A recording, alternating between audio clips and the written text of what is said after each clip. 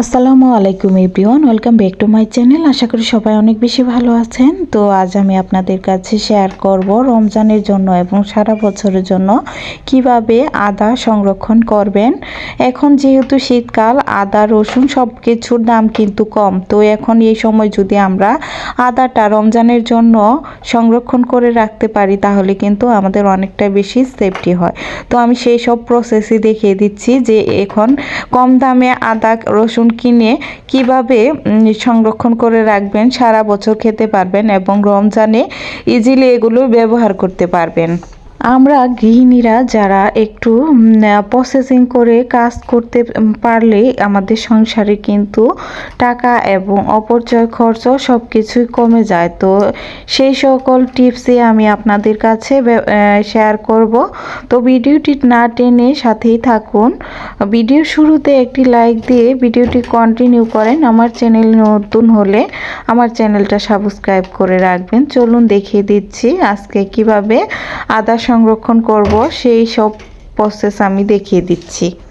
তো দেখেন, এখানে আমি কিছু আদা নিয়েছি, খোসা ছাড়িয়ে একদম পরিষ্কার করে নিয়েছি। বাজার থেকে আদা রসুন নিয়ে আসলে দেখবেন যে কিছুদিন রেখে দিলে কিন্তু এগুলা নষ্ট হয়ে যায়। আর আমরা এগুলো যদি খোসা ছাড়িয়ে ডিপ ফ্রিজ করে রেখে দেই, আস্ত চাইলে আস্ত এবং ঝোড়া করে চাইলে কুচি কুচি করে রেখে দিতে পারেন।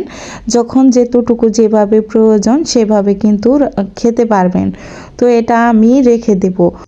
টিপস নাম্বার 2, আমরা চাইলে কিন্তু এভাবে কুচি করে আদাগুলা রেখে দিতে পারি। এখন শীতকাল, ঠান্ডা জনিত সমস্যা লেগেই থাকে।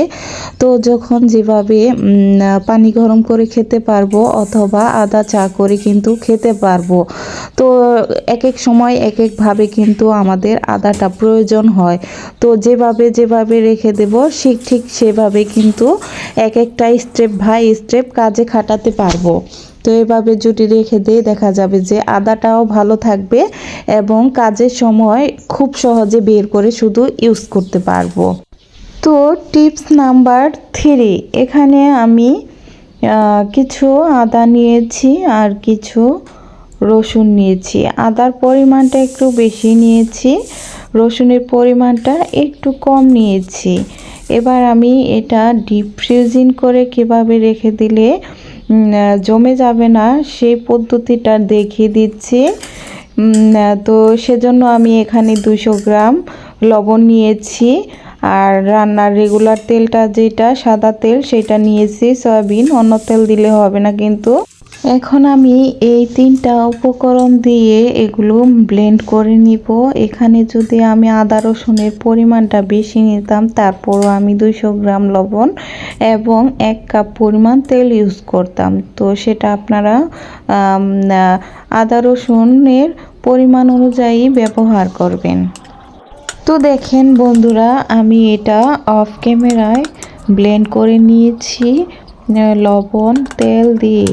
তো দেখতেই পাচ্ছেন কতটা একদম নরম নরম হয়েছে।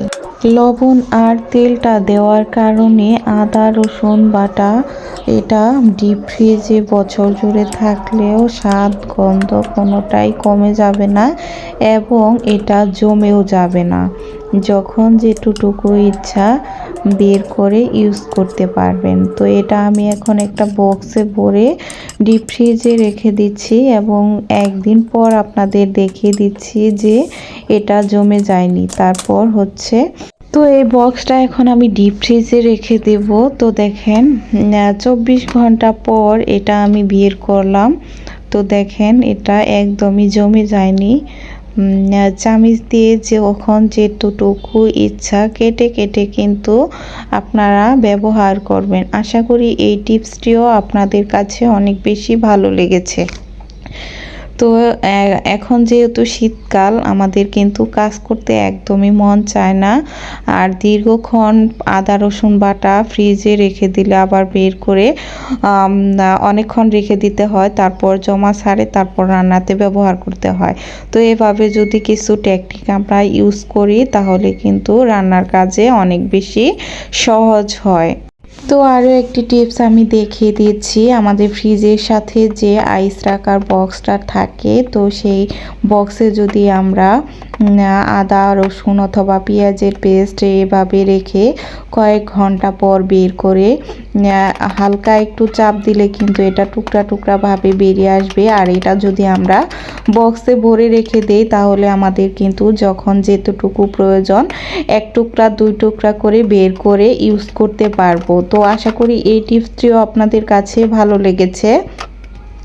তো আমার টিপসগুলো যদি আপনাদের কাছে ভালো লেগে যায় তাহলে চ্যানেলটা সাবস্ক্রাইব করে পাশেই থাকবেন।